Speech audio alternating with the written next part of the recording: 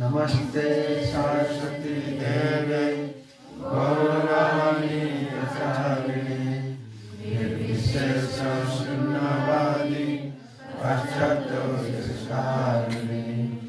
जय श्री कृष्ण चैतन्य प्रभु नित्यानंद श्री अद्वैत गदाधर शिवासादि गौरभक्तवृंद हरे कृष्ण कृष्ण कृष्ण हरे हरे हरे राम राम राम हरे हरे। मुखं करोति वाचालं पंगुलं हयग्रीवं यत्कृपातमहं वन्दे परमानंद माधवं श्रीगुरुदिनचरणं श्रीचैतन्येश्वरं। नमः ओं विष्णुपादाय कृष्णप्रेष्ठाय भूतले श्रीमते जयपताका स्वामिने। कत नंबर श्लोक? श्लोक नंबर 3-5 है। तीन अध्याय। हाँ 5 नंबर श्लोक। कल के 4 नंबर है कैसे? ओम नमो भगवते वासुदेवाय। ओम नमो भगवते वासुदेवाय। ओम नमो भगवते वासुदेवाय। ओम नमो भगवते वासुदेवाय। ओम नमो भगवते वासुदेवाय। ओम नमो भगवते वासुदेवाय। नहि कश्चित् क्षणम् अपि नहि कश्चिदपि जातु तिष्ठत्य कर्म कृत् कार्यते ह्यवशः कर्म सर्व प्रकृतिजैर्गुणैः। गीतार गान। क्षण क्षण के समय मात्र न करिया कर्म থাকিতে পারে না কেহ স্বাভাবিক ধর্ম প্রকৃতির গুণ যথা সবার নির্বন্ধ সেই কার্য করে যাতে কর্মের বন্ধ। অনুবাদ। সকলেই মায়াজাত গুণসমূহের দ্বারা প্রভাবিত হয় অসহায়ভাবে কর্ম করতে বাধ্য হয়। তাই কর্ম না করে কেউই ক্ষণকালও থাকতে পারে না। তাৎপর্য। কর্তব্য কর্ম না করে কেউ থাকতে পারে না। আত্মার ধর্মই হচ্ছে সর্বক্ষণ কর্মরত থাকা। আত্মার উপস্থিতি না থাকলে জড় দেহ চলাফেরা করতে পারে না। প্রকৃতপক্ষে জড় দেহটি একটি নিষ্প্রাণ গাড়ি মাত্র, কিন্তু সেই দেহে অবস্থান করে আত্মা সর্বক্ষণ তাকে সক্রিয় রাখা কর্তব্য কর্ম করে যাচ্ছে এবং কর্তব্য কর্ম থেকে আপ্লুত থাকে। জড় প্রকৃতির সংস্পর্শে আসার ফলে আত্মা জড় গুণের দ্বারা প্রভাবিত হয়ে পড়ে। তাই এই জড় গুণের কলুষ থেকে মুক্ত হওয়ার জন্য শাস্ত্র নির্ধারিত কর্মের আচরণ করতে হয়। কিন্তু আত্মা যখন শ্রীকৃষ্ণের সেবায় স্বাভাবিকভাবে নিযুক্ত হয় তখন সে যা করে তা পক্ষে তা মঙ্গলময় হয়ে ওঠে। এই প্রসঙ্গে শ্রীমদ্ ভাগবতে বলা হয়েছে, त्यक्त्वा स्वधर्मं चरणम्बुजं हरे भजन अपक्वत पतेत्तोजति यत्र को वा अभद्रम अमुष्यम किम को वा अर्थ आप्त अभजतां स्वधर्मतः। यदि केउ कृष्ण भावना ग्रहण करे এবং তখন সে যদি শাস্ত্র নির্দেশিত বিধি নিষেধগুলি পুঙ্খানুপুঙ্খভাবে না মেনেও চলে অথবা তার স্বধর্ম পালন না করে, এমনকি সে যদি অধপতিত হয় তাহলে তার কোনো রকম ক্ষতি বা অমঙ্গল হয় না। কিন্তু সে যদি পবিত্র হওয়ার জন্য শাস্ত্র নির্দেশিত সমস্ত আচরণ পালনও করে তাতে তার কি লাভ যদি সে কৃষ্ণ ভাবনাময় না হয়। সুতরাং কৃষ্ণ ভাবনামৃত লাভ করার জন্যই শুদ্ধিকরণের পন্থা গ্রহণ করা আবশ্যক। তাই সন্ন্যাস আশ্রমের অথবা যে কোনো চিত্তশুদ্ধিকরণ পন্থার একমাত্র উদ্দেশ্য হচ্ছে কৃষ্ণ ভাবনামৃতের চরম লক্ষ্যে পৌঁছাতে সাহায্য করা। তা না হলে সব কিছুই নিরর্থক। তো এই অধ্যায়ের নাম হচ্ছে কর্মযোগ। ভগবত গীতায় ভগবান 18টি অধ্যায়ে 18 প্রকার যোগের কথা বর্ণনা করেছে। তো ভগবান অর্জুনকে গীতা জ্ঞান কেন দিলেন? যে অর্জুন যুদ্ধক্ষেত্রে পৌঁছে বলল যে আমি যুদ্ধ করব না। যুদ্ধ করাটা ভালো না খারাপ? যুদ্ধ করলে হিংসা করতে হবে, যুদ্ধ করতে হলে ক্রোধ হতে হবে, যুদ্ধ করতে হলে অপরের অনিষ্ট করতে হবে। এটা ভালো না খারাপ? ক্রোধ করা, হিংসা করা, যুদ্ধ করা, মারা কাউকে ভালো না খারাপ? হ্যাঁ, সবাই কি বলছেন? তোমরা কি মনে করছো, ভালো না খারাপ? কি? হ্যাঁ, খারাপ। খারাপ। এটা তো কর্মের উপরে ভিত্তি করে। তাহলে অর্জুন তো বলছে এটা খারাপ কাজ আমি করবো না, শত্রুর জন্য ভালো। কিন্তু কৃষ্ণ বলছে না তুমি করো। তা কৃষ্ণ কি ভালো বুদ্ধি দিচ্ছে না দুর্বুদ্ধি দিচ্ছে? ভালো বুদ্ধি দিয়েছে। যখন সঞ্জয় কথা বলছে কাকে, ধৃতরাষ্ট্রকে, তো যুদ্ধ হচ্ছে কুরুক্ষেত্রে, আর সঞ্জয় ধৃতরাষ্ট্র বসে আছেন দিল্লিতে, হস্তিনাপুরে। তো ব্যাসদেবের দিব্য দৃষ্টি দিয়েছেন, কুরুক্ষেত্রে কি কি হচ্ছে সঞ্জয় দেখতে পাচ্ছে। দেখে দেখে বলছে ধৃতরাষ্ট্রকে যে এরকম অর্জুন যুদ্ধ করতে চায় না। অর্জুন বলছে যুদ্ধ করলে অমঙ্গল হবে। যুদ্ধ করলে কি ক্ষতি হবে? না, সমস্ত যারা পুরুষ লোকেরা যুদ্ধ করতে আসে, মহিলারা তো যায় না, তাই না? তখনকার সময় তো যুদ্ধ করতে হলে যুদ্ধক্ষেত্রে যেতে হবে। এখন বম ফেলে দেবে যেখানে সেখানে, সে সিস্টেম ছিল না। ধর্মযুদ্ধ না, যোদ্ধা হতে হবে। তো যুদ্ধক্ষেত্রে গেলে পুরুষরা মারা যাবে। পুরুষরা মারা গেলে নারীরা ব্যভিচারিণী, কুলোটা হয়ে যাবে। কুলোটা ব্যভিচারী হলে বর্ণসংকর জন্ম হবে। বর্ণসংকর জন্ম হলে পিতৃপুরুষরা পিণ্ড তর্পণ গ্রহণ করবে না, তো সব নরকে যাবে।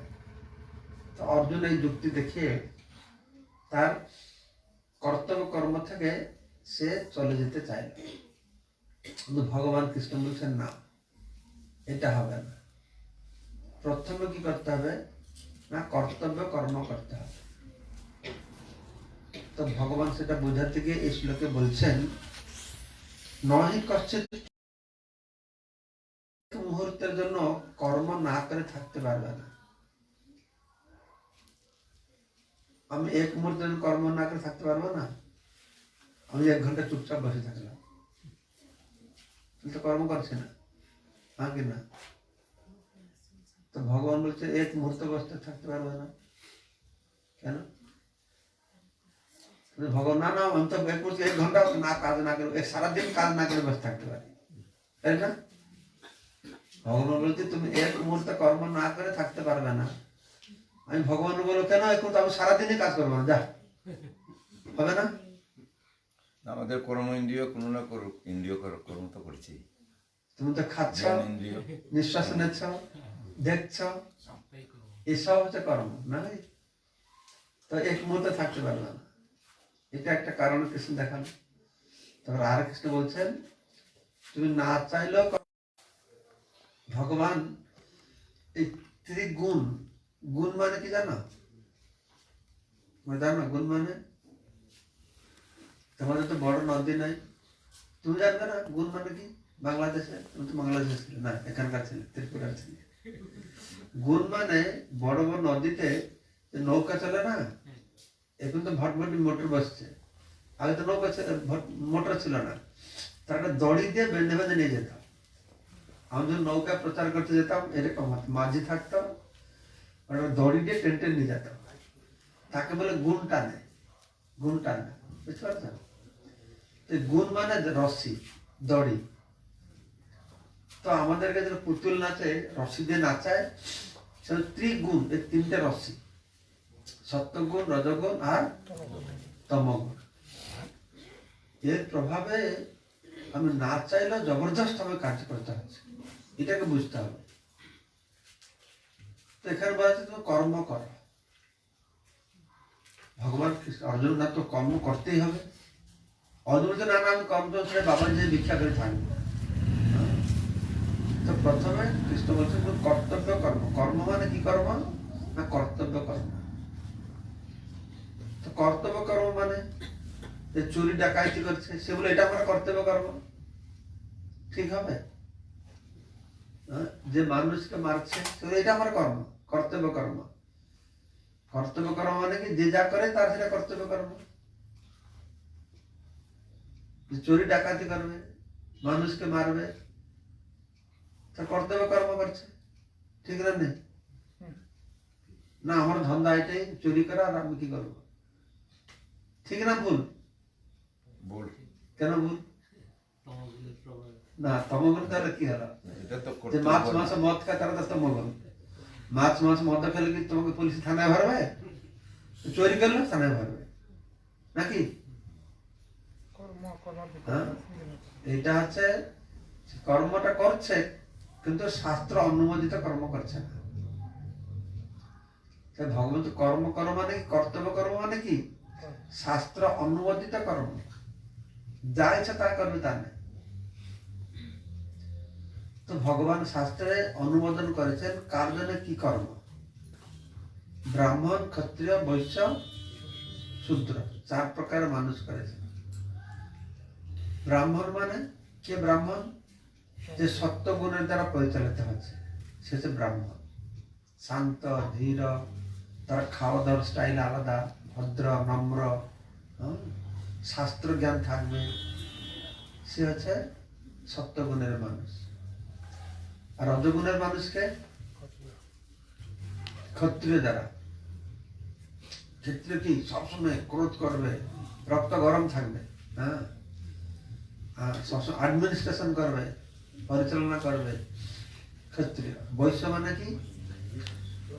বৈশ্য কারা? যারা টাকা গুনতে ভালোবাসে, তাই না? নাকি দেবাগুরু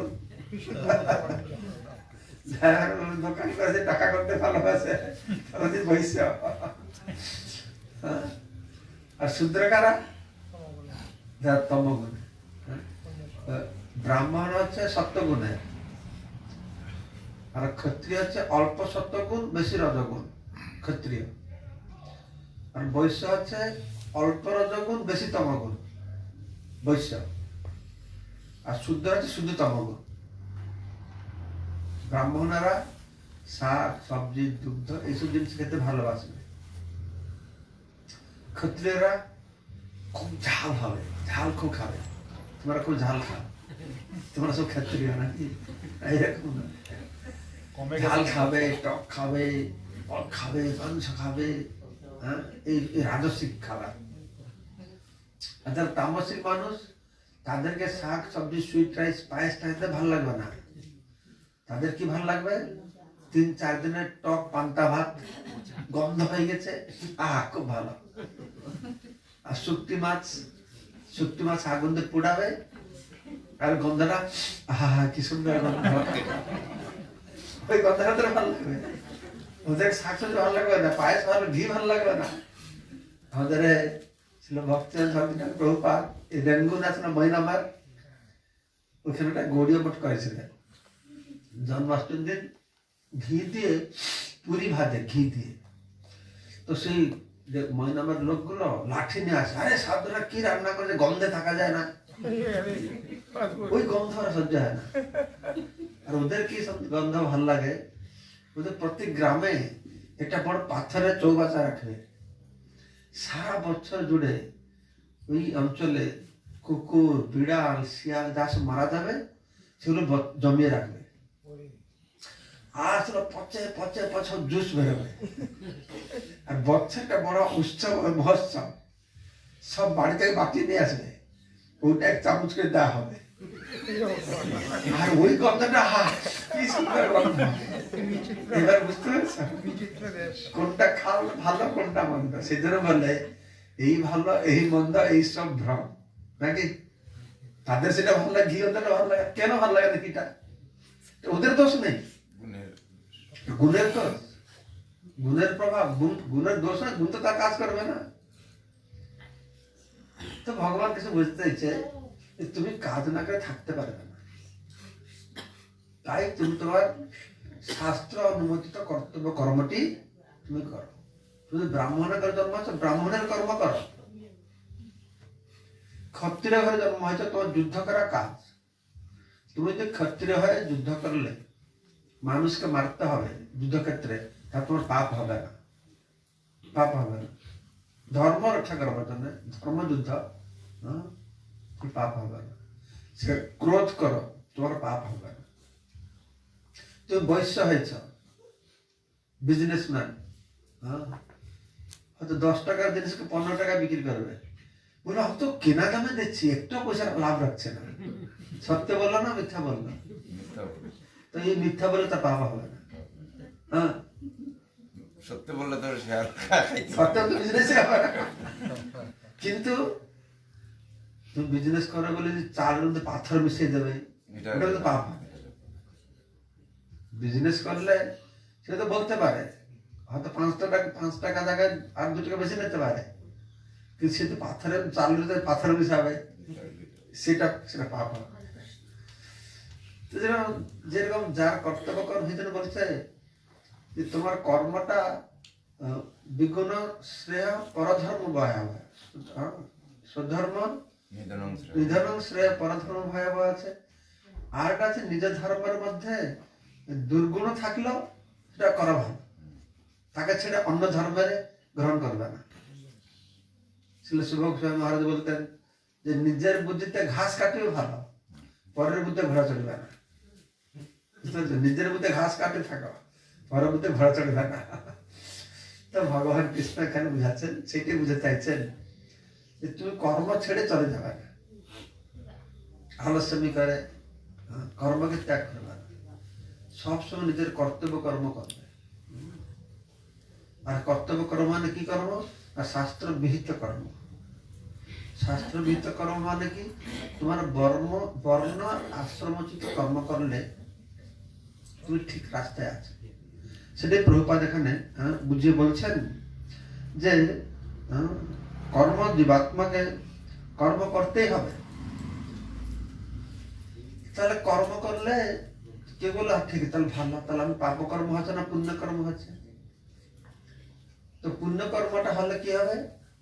পুণ্য কর্মটা পাপ কর্ম থেকে ভালো, কিন্তু পুণ্য কর্মটা তোমাকে বন্ধনের মধ্যে আবদ্ধ করে রাখবে। পুণ্য কর্ম করলে, পুণ্য কর্ম সুখ ভোগ করতে আমার জন্ম হতে হবে। পুণ্য কর্মটা বন্ধন। একটা রাজ্যে 3টে ছেলে এসেছে, পাশের রাজ্যের রাজার ছেলে, মন্ত্রী ছেলে, সেনাপতি ছেলে, 3টা ছেলে এসেছে। ওই 3জন ছেলে এসে এই রাজ্যের যে রাজকন্যা ছিল, ওই রাজার ছেলেটা রাজকন্যাকে ভালোবেসেছে, মন্ত্রী ছেলেটা মন্ত্রীর মেয়েকে ভালোবেসেছে, আর সেনাপতির ছেলেটা সেনাপতির মেয়েকে ভালোবেসেছে। এই 3জন 3জনকে ভালোবেসেছে। আর যখন সে দেশের রাজা জানতে পেরেছে যে অন্য দেশ থেকে এরকম 3টে ছেলে এসে আমাদের মেয়েদেরকে মনে হচ্ছে বিয়ে করার ব্যবস্থা করে দিয়েছে, তখনকার তো এই সময় এরকম ব্যবস্থা ছিল না যে যাকে ভালোবাসে দিয়ে উঠিয়ে দিয়ে চলে যা, এরকম নয়। বাবা যাবে, দেখবে ঘর বাড়ি কেমন, বাবা দেখে মেয়েকে দেবে না। তো তখন সঙ্গে সঙ্গে ওদেরকে আরেস্ট করেছে, যে তোদের বিচার হবে, তোমরা অপরাধ করেছে। তখন কোর্টে পাঠিয়ে দিচ্ছে, কোর্টে। তখন কোর্টে বিচার করছে যে তোমাদেরকে সবাইকে কড়া দিয়ে হাত বাঁধে রাখা হবে। তো রাজা ভাবছেন, হ্যাঁ আমি রাজার ছেলে, আমাকে হাত করে দিয়ে বাঁধে রাখবে? বলতে আমি মন্ত্রী ছেলে। তো কোর্টে জজ বলছে, হ্যাঁ তুমি রাজার ছেলে, জানতাম না, ঠিক আছে। রাজার ছেলে, মন্ত্রী ছেলে, সেনাপতি ছেলে, তো রাজার ছেলে বড় নাকি, তারপরে মন্ত্রী ছেলে, তারপরে সেনাপতি ছেলে। তো কোর্টের জজ বলছে এই সেনাপতির ছেলেকে ওকে লোহার শিকল দিয়ে বাঁধানো হবে, লোহার শিকল দিয়ে। আর তুমি তো মন্ত্রীর ছেলে, তোমাকে লোহার শিকল দিয়ে বাঁধানো হবে না, তোমাকে রূপর শিকল দিয়ে বাঁধানো হবে। তুমি রাজার ছেলে তো তোমার সোনার শিকল দিয়ে বাঁধানো হবে। তো কোনটা ভালো? সোনার শিকলটা ভালো না লোহার শিকলটা ভালো না রূপার শিকলটা ভালো? কোনটা ভালো? হ্যাঁ বন্ধন সেম সবটাই খারাপ, হিরাচুর হিরাচুর কোনোটাই ভালো না। তো কোন শিকল তোমার বন্ধন হতে চাও? সোনা না লোহা না রূপা? কোন শিকল মাতাজিরা তোমাদের কোন শিকলটা রাখবে? সুন্দর লাগবে। জেলখানাতে সোনার গেলে পড়াবে, সোনাকে পড়াতে সুন্দর বুঝবে, জেলখানা ঠেলায় মারবে, আর সোনাটা ভালো লাগবে না। তুই তো জেলখানে সোনার স্কুলটা পড়ে সুন্দরটা দেখাবে কাকে? কে দেখবে? মাতাজিরা যে সোনার গয়না পরে ঘরে বসে থাকে সুখ পাবে? সোনার গয়না ভালো শাড়ি পরে সঙ্গে রাখতে যাবে, দেখো কত সুন্দর আমি, তবে না সুখটা হবে নাকি? নাকি? বাইরেতে ইচ্ছা হয়ে যাবো হ্যাঁ না সোনার ছিরা ইয়া বললে মাতাজিরা বাইরেতে ইচ্ছা ইচ্ছা হবে, ইচ্ছা হবে না ঘরে দেখি। থাকতে হবে। এই ঘরে তাহলে না দেখালে সুখটা হবে কি? আসলে এই জন্য বলা হয় যে মানুষ পেয়ে সুখ পায় না। আমার ভালো গাড়ি, ভালো বাড়ি, ভালো স্ত্রী এই পেলে আমি সুখ হয় না। কখন চলে যাও না, অপরকে দেখাবো, দেখো আমার কত ভালো বাড়ি, কত ভালো গাড়ি। আসলে সুখটা সেখানে, তাই না? উপলব্ধি করেছে, তোমার অনুভব করেছ? মানুষ নিজে পেয়ে সুখী হয় না, কিন্তু অপরকে দেখাবে, অপররা জ্বলবে, তখন সুখী হবে। হ্যাঁ, এই জড়জগতের সুখটা এরকম। জড়জগতের সুখটা নিজের সুখে মানুষ সুখী হয় না। মানুষ সুখী হয় কখন? অপরের দুঃখটা দেখলে মানুষ সুখী হয়। নিজে পেলে মানুষ সুখ হয় না। অন্যরা কত হারাচ্ছে সেটা মানুষকে সুখ দেয়। আমাদের ওড়িশাতে এই ট্রাইবাল এরিয়াটা তান্ত্রিক ছিল, তান্ত্রিক। ও কি করতো, বেতাল সাধনা করতো, বেতাল ভূত ভূত সাধনা করে ওরা, তান্ত্রিকরা করে না, ভূত সাধনা করছে। তো ও কি করছে না, জঙ্গলে গিয়ে বেতালকে সাধনা করেছে। তো বেতালটা খুশি হয়ে তার সামনে এসেছে, আমি তোমার উপর খুব প্রসন্ন, কি বর চাইছ? তখন এই লোকটা বলছে আমাকে এই বর দিবে, আমি যা চাইবো তা পাবো। তো বেতাল মানে যে ভূতটা বলছে তথাস্তু, তুমি যা চাইবে তা পাবে, কিন্তু তুমি যা পাবে তোমার পড়োশী তার ডবল পাবে, বলেছে। কিন্তু প্রথম যে বললো যা চাইবে তা পাবে, অত খুশি হয়ে গেছে, দ্বিতীয় লাইনটা শুনতে পারে না, তার পড়োশী ডবল পাবে। গ্রামে গিয়েছে, তো গ্রামে গিয়ে গ্রামের মানুষ কি সারা জীবনে যদি ভালো একটা দালান বাড়ি বানাতে পারলাম, তাহলে আমার মানুষ যেন সার্থক হয়ে গেছে, নাকি? এটা না ঠিক বলছে না? বাপ দাদু এটা বাড়ি বানিয়েছে, আমাকে যে টাকা পয়সা জোগাড় করে বিল্ডিং বানাতে পারে বললাম, তাহলে আমার ঠিক আছে, আর আর কিছু করে লাগবে, দালান বাড়ি বানিয়েছি। তো সেই লোকটা কি করছে, গ্রামে গিয়ে বসে ধ্যান করছে, হে বেতাল, তুমি তো আমার প্রসন্ন হয়েছ, আমাকে এই বর দাও, আমার দোতলা বাড়ি হয়ে যায়। তো সঙ্গে সঙ্গে দোতলা বাড়ি হয়ে গেছে। দোতলা বাড়ি হলে কি খুশি হবে? নিজের দোতলা বাড়ি খুশি হবে? কখন খুশি হবে? যখন অন্যের থাকবে না।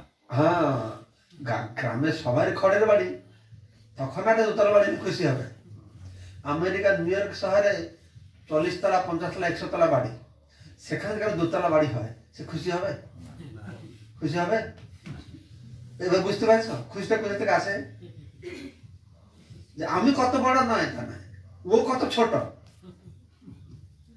আমি কত সুখে আছি নয়, ও কত দুঃখে আছে। আমি 20,000 টাকা পাচ্ছি, আমি 1 লাখ টাকা পাচ্ছি, কিন্তু ও যে 1.5 লাখ টাকা পেলো, আমার দুঃখ। আমি 20,000 টাকা পাই চলতে নাই, কিন্তু ও যে 10,000 টাকা পাচ্ছে তাহলে ঠিক আছে। এই জগৎটাই এরকম, জগতের সুখ দুঃখটা এরকম। সুখটা কত পেলো তাতে নাই, হ্যাঁ, কত কম আছে আমার কাছে। তো দোতলা বাড়ি পেয়েছেন, সুখী হবে কখন?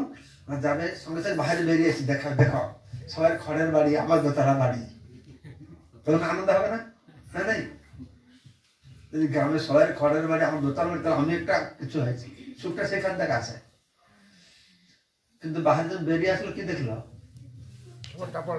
কি দেখলো, চারতলা হয়ে ওর পড়োশের চারতলা বাড়ি হয়ে গেছে। সে আনন্দ পাবে, দোতলা বাড়ি আনন্দ পাবে? তখন আবার ঘরের ভিতরে গেছে, ওর চারতলা বাড়ি হয়েছে, আমার চারতলা বাড়ি হয়ে যাক, তো সঙ্গে চারতলা বাড়ি হয়ে গেল। বাইরে বেরিয়ে এসে কি দেখলাম, তো বাড়ির ভিতরে ঢুকে কত কি চাইছে, আর যত পাচ্ছে তার ডাবল হয়ে গেছে। তত দুঃখী হচ্ছে। যত পাচ্ছে দুঃখী কেন হচ্ছে না, পড়োশি ডবল হয়ে যাচ্ছে। তো এখান থেকে বুঝতে পারছ যে মানুষ নিজে পেয়ে সুখী হয় না, যে পেলে সুখী হয়। সাধারণ মানুষ ভক্তরা তো পর দুঃখের দুঃখী, অপরের দুঃখ দেখলে দুঃখী হবে। যারা ভক্ত নয়, নিজে বাঁচলে বাবার নাম, নিজেকে ভালো ঘর গোছাবে, সবকিছু করবে, হ্যাঁ, অপরকে দেখা না। ভক্তরা কি করে না, পর দুঃখে দুঃখী হয় নাকি, হ্যাঁ, নিজে ভালো থাকবে, পরের জন্য ভালো থাকবে, সবার জন্য ভালো থাকে, বসুধৈব কুটুম্বকম। তো এইভাবে যত ধন সম্পদ বাড়ছে, পড়োশি তো ডবল হয়ে যাচ্ছে, ও আরো দুঃখে মরছে। তো একদিন এর মাথায় একটা বুদ্ধি আসলো, তো মনে ও আমি যা পাচ্ছি তুমি বেটা ডবল পাচ্ছ না, বেতাল তো বলেছি তুমি যা চিন্তা করে যা পাবে ডবল পাবে।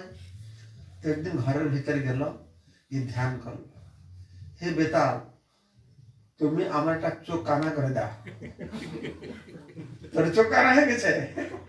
আচ্ছা বাহিরে এসে কি দেখলো, সবার দুইটা দুইটা বড় শিশু দুটো চোখ কানা হয়ে গেছে, অন্ধ হয়ে গেছে। আর দেখে খুব আনন্দ পেলাম, হ্যাঁ ওর দুটো চোখ ফুটে হয়ে গেছে, ওর নিজের চোখ গেছে চিন্তা নেই, ওর যে দুটো চোখ অন্ধ হয়ে গেছে। এই হচ্ছে জড় জগতের সুখ।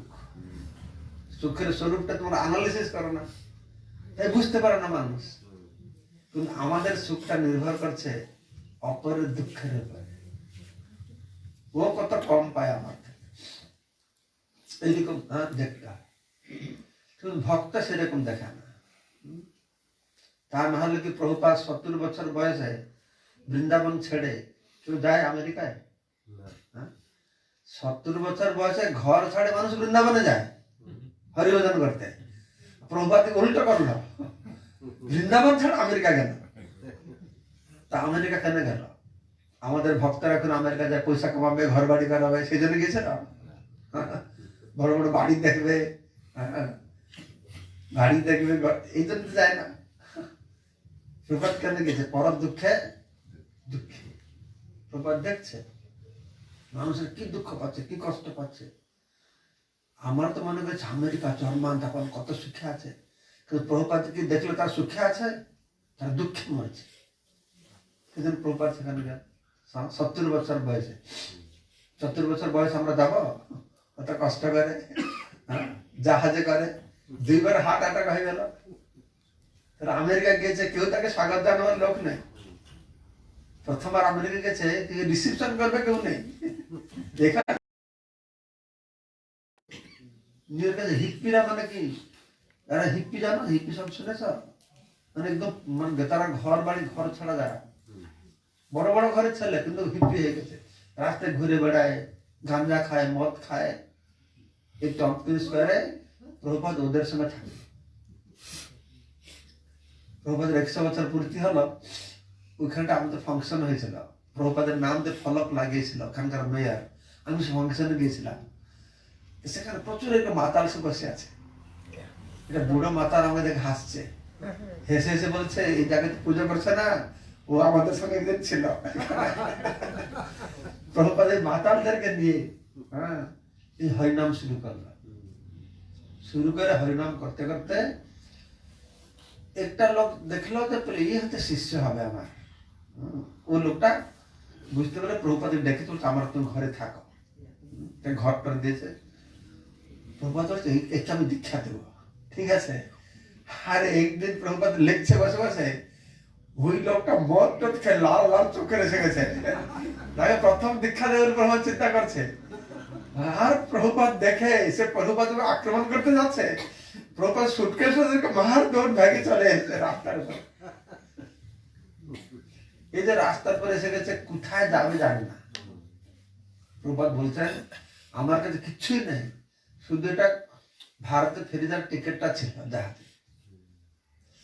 যদি প্রভুপাদ সেই টিকিটটা নিয়ে ফিরে আসতো তাহলে কি হতো? আমরা আজকে কোথায় থাকতাম? আজকে আমরা এখানে বসতাম, সারা পৃথিবীতে প্রচার হতো। হ্যাঁ, প্রভুপাদ এই যে পর দুঃখের দুঃখী, তাই না?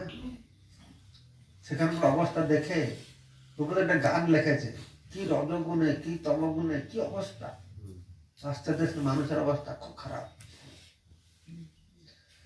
তো সেই জন্যই ভগবান শ্রীকৃষ্ণ আমাদের উদ্দেশ্যে বলছেন যে আমাদেরকে, যেটা বলছিলাম, ভালো কর্ম করলে তো ভালো ফল ভোগ করতে এই জগতে থাকতে হবে।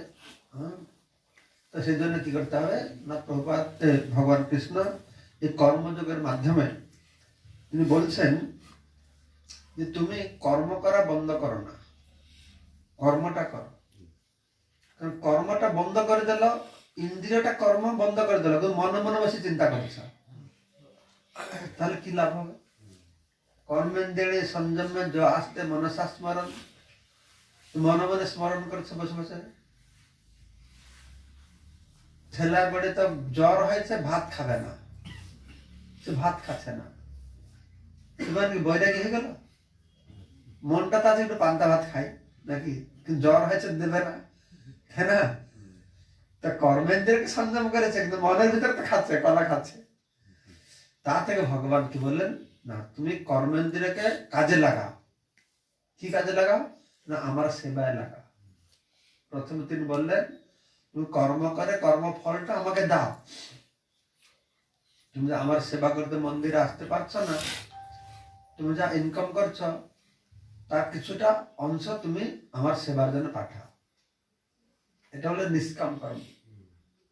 কর্ম করে ফলটা যখন ভগবানকে দিব, তাহলে আমাকে কর্মের ভালো বা খারাপ ফল ভোগ করতে হবে না, কারণ তো ভগবান জন্য করছে। আমার কর্মফলে আমার আসক্তি নেই, তাই না? কর্মফলে যদি ফলে যে আসক্তি হবে, তবে না সুখ দুঃখের ভাগী হবে। তো আমি তো কর্ম করছি ভগবান জন্য, বাস, তাহলে সে সুখ দুঃখে ভাগী হবে কেন? তো ভগবান তো কর্ম করে ফল আমাকে দাও। তোমার ছেলে বউ ঘর বাড়ি আছে, তো কর্ম করতে হবে, তুমি কর্ম করে ফল আমাকে দেবে। যত করসি যত অশ্নসি তদ জুহসি দদাসি যত তপস্যি কমতে তৎ কুরুষ মদর্পণম। যা করবে, যা খাবে, যা দান দেবে, যা যোজনা করবে, যা তপস্যা করবে, আমার জন্য করবে। আমরা সকাল ভোর 4টায় উঠছি, খুব কষ্ট তপস্যা, তুই কার জন্য তপস্যা করছি? ভগবান জন্য করছি। কেউ মানুষ সে ভোর 4টায় উঠে বিজনেস জন্য দৌড়াচ্ছে, কিন্তু ভক্তরা সে ভোর 4টায় উঠছে, কিন্তু ভগবান জন্য দৌড়াচ্ছে।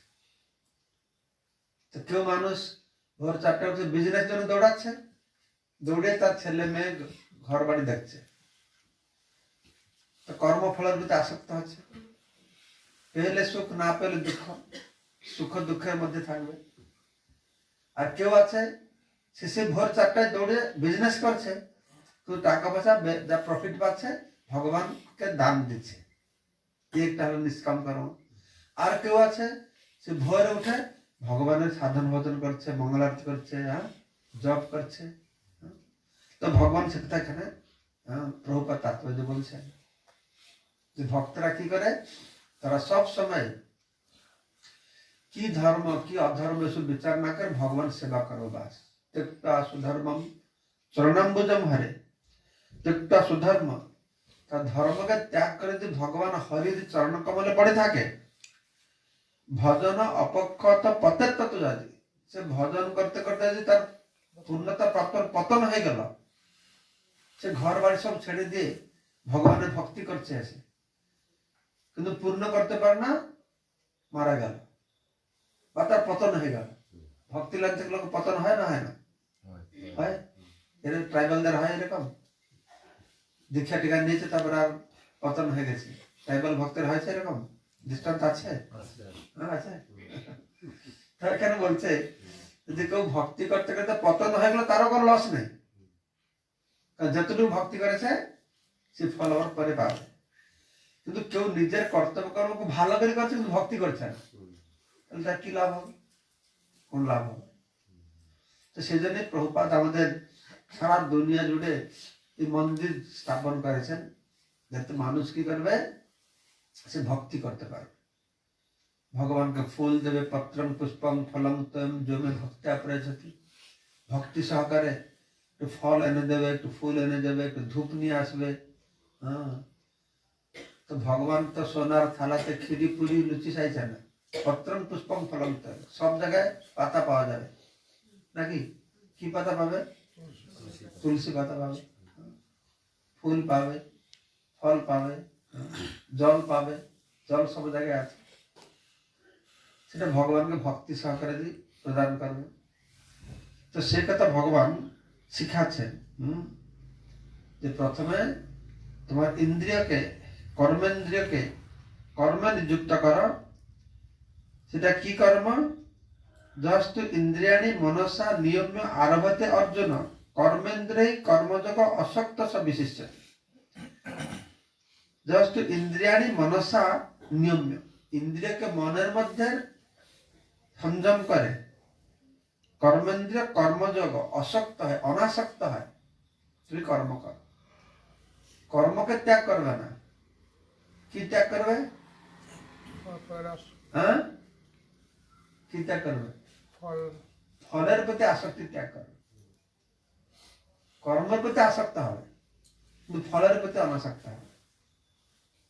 এই কথা ভগবান বলছে। ফলের প্রতি আসক্ত হলে কি হবে না, তুমি সে কর্মের কারণ হবে। কর্মের কারণ হলে কর্মবন্ধনে পড়বে। কর্মবন্ধনে পড়লে কি হবে? জন্ম মৃত্যু জরাবাজি সংসার চক্রে ঘুরতে থাকবে, ঘুরতে থাকবে, ঘুরতে থাকবে। অনাদি কর্ম ফলে পড়ি ভবান নবজলে তরিবারে না দেখি উপায়। অনাদিকাল থেকে আমার ধনী হয়ে গরিব হয়। কেউ হয়তো খড়ের ঘরে আছে, ভালো খেতে পারছে না, ভালো ঘুমাতে পারছে না।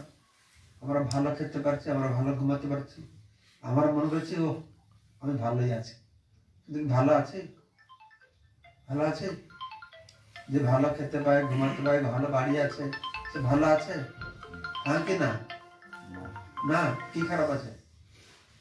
আমাদের ভালো বাড়ি আছে, ভালো স্ত্রী আছে, ব্যাংক ব্যালেন্স আছে, ভালো বিজনেস চলছে, আমাদের ভালোই আছে। যত বুক তত দুঃখ, যখন বুক করবে পরে দুঃখ আসবে। পরে দুঃখ দেখা যাবে, এখন তো ভালো মজায় থাকে। আরে তোমার যত ঘর বাড়ি বিজনেস থাকলে জন্ম মৃত্যু জরাব্যাধি ছাড়বে? যারা খড়ের ঘরে কুড়ুরে জঙ্গলে বসে আছে গরিব লোক, তারাও মরবে, তারাও বেমার হবে, তারাও বুড়ো হবে নাকি? আমরা যারা শহরে আছে বড় বড় বাড়িতে, আমাদের একই অবস্থা হবে। এটাতে কাউকে ছাড়বে না নাকি? জন্ম জরাব্যাধি সবাইকে ধরবে। আর আদি ভৌতিক, আদি আত্মিক, আদি দৈবিক ক্লেশ, ত্রিতাপ ক্লেশ ছাড়বে কাউকে? ত্রিতাপ ক্লেশ জানো? ধর্মপ্রভু ত্রিতাপ ক্লেশ কি? আদি ভৌতিক ক্লেশ মানে কি? কে বলতে পারবে? আদি ভৌতিক মানে বিভিন্ন জীবের দ্বারা কষ্ট, আদি ভৌতিক অন্যের কাছ থেকে দুঃখ পাওয়া। অন্য জীবের কাছ থেকে। তারপরে আধ্যাত্মিক ক্লেশ কি? দেহের মধ্যে যা আছে নিজের থেকে যে কষ্টটা পায়, মাথা ব্যথা করছে, জ্বর হচ্ছে, আধ্যাত্মিক। আদি দৈবিক মানে অপরের কাছে, সাপ কামড়াচ্ছে, মশা কামড়াচ্ছে, কেউ একটা পাথর মেরে দিল, ভূমিকম্প, মহামারী, দুর্ভিক্ষ, না না সেটা এটা আদি দৈবিক, দৈব দুর্বিপাক, ভূকম্প, সুনামি, আদি দৈবিক। দেবতারা প্রশ্ন করে। হ্যাঁ, দেবতারা দিচ্ছে। এই ত্রিতাপ ক্লেশ থেকে কেউ মুক্তি পাবে না। জন্ম মৃত্যু জরাবাজি দুঃখ দোষ কেউ মুক্তি পাবে না। তো সেজন্য আমাদের মানুষের জীবনের প্রথম লক্ষ্য হচ্ছে দুঃখটাকে জানা। দুঃখটাকে না চিনি তাহলে সুখটা পাওয়ার জন্য কেন চেষ্টা করবো, তাই না? দেখো দুঃখটাকে সুখ বলে মনে করে, সে জীবনে কোনদিন চোখ খুলবে তার? যেরকম প্রভুপাদ দৃষ্টান্ত দিয়েছে গাধা, তোমাদের এখানে গাধা নেই না? গাধা আছে? না, এদিকে নাই। নর্থ ইন্ডিয়াতে প্রচুর গাধা, ধোবি ব্যবহার করে। তো গাধা তো খুব আলসি। ধোবি কি করবে? ওর পিঠের উপরে এক বোঝা কাপড় জমাবে, আর তাকে পিটালেও যাবে না, অত আলসি। তো ধোবি বুদ্ধি করে কি করবে? তার মাথায় একটা লাঠি বাঁধবে, আর গাধার 1 ফুট সামনে একটা সবুজ ঘাস ঝুলিয়ে দেবে। ও তো গাধা, মাথায় কিছু নেই। ও ভাবছে কি, ও সুন্দর ঘাসটা, আমি তো 1 পা গেলে এই ঘাসটা পাবো। 1 পা যাবে, ঘাস পাবে? মাথাটা বাঁধা আছে, ঘাসটা 1 পা আগে যাচ্ছে, তো মানে আর 1 পা গেলে পাবো। এইরকম সারা দিন ধোবি কি করবে? ওই কাজে লাগাবে। এই হচ্ছে অবস্থা। আর মায়ের লাথি খাবে, অত কষ্ট পাবে। আমাদের অবস্থা ঠিক সেই রকম। মায়া আমাদেরকে সবুজ ঘাস ঝুলাচ্ছে, ঝুলে ঝুলে জন্মান্তরে আমাদের কাটিয়ে যাচ্ছে। হ্যাঁ, মায়ের কাজ করে যাচ্ছে। তো সেই জন্যই কেন না, আমার দুঃখটা মানুষ বুঝতে পারছে না। জন্ম মৃত্যু জ্বরে বাদ দুঃখটা মানুষ বুঝতে পারছে না। সেই জন্য ভগবান আমাদের চোখে অঙ্গুল দিয়ে বলছেন, জন্ম মৃত্যু জ্বরে বাদে দুঃখ দোষানু দর্শনম। এটা হচ্ছে জ্ঞানের একটা সংজ্ঞা। জ্ঞান মানে যে দুঃখকে জানা। এইসব দুঃখ যেন বুঝতে পারে। আমার সব ভক্ত আছে, মহারাজ আমার তো ভক্তিতে মন লাগে না। কি করলে যেমন লাগে, কি করলে ভক্তিতে মন লাগে না? তুমি দুঃখটাকে বুঝতে পারলে ভক্তি মন লাগে নাকি? হাতে যদি আগুন জ্বলবে তবে না পালাতে ইচ্ছা হবে। তো জল যদি দুঃখটাকে না বুঝতে পারে কেন যাবে? সে মায়ের লাথি খাচ্ছে, আহা কি সুন্দর লাথি, কি সুন্দর লাথি, আর একটু লাথি দাও, আর একটু লাথি দাও। আমরা এরা পড়ি আছি, অনাদি কর্ম ফলে পড়ি ভবার নামে জলে পরিবারে না দেখিও পারে। অনাদিকাল থেকে ভবসাগরে আমরা হাবুডুবু খাচ্ছি। কি বুঝতে পারছ তুমি? কি নাম এর? বিধি বিধি, বিধিরাম। বিধিরাম। তুমি বিধিবিধান মানো? বিধি মানে কি? বিধি মানে কি জানো? কি বিধি বলো? তোমার নাম তো বিধি। বিধি মানে কি? বিধি কাকে বলে? হ্যাঁ, নিয়ম। বিধি ব্রহ্মা হচ্ছে বিধি, ব্রহ্মাকে বিধি বলে। তুমি বিধি বিধি নিয়ম বলছ, সেও বিধি একটা, বিধি বিধান। হ্যাঁ, বিধি নিয়ম, সেটা নিয়ম একটা। আর বিধি ব্রহ্মাকে বলে। হ্যাঁ, বিধাতা, বিধাতা ব্রহ্মাকে। খুব ভালো, তোমরা সবাই খুব ভাগ্যবান ভাগ্যবতী। প্রভুপাদের কৃপাতে এখানে এত প্রত্যন্ত অঞ্চলে সুন্দর মন্দির করে এসে ভগবানের জগন্নাথের সেবা করছে সবসময়। ভক্তরা আসছে, ভজন কীর্তন প্রবচন শুনছ। এভাবে ভক্তি লাইনে থেকে জীবনকে সফল করো, আর আপনে আচার ধর্ম জীবনে শেখা, আর পরের কল্যাণের জন্য চেষ্টা করো। প্রভুপাদ কি। আর কোনো প্রশ্ন আছে? মহারাজ, এই যে গুণের দ্বারা যে পরিচালিত সত্যগুণ, রজগুণ, তো কেউ তমগুণে আছে, সে তো রজগুণে যেতে পারে, সত্যগুণে যেতে পারে।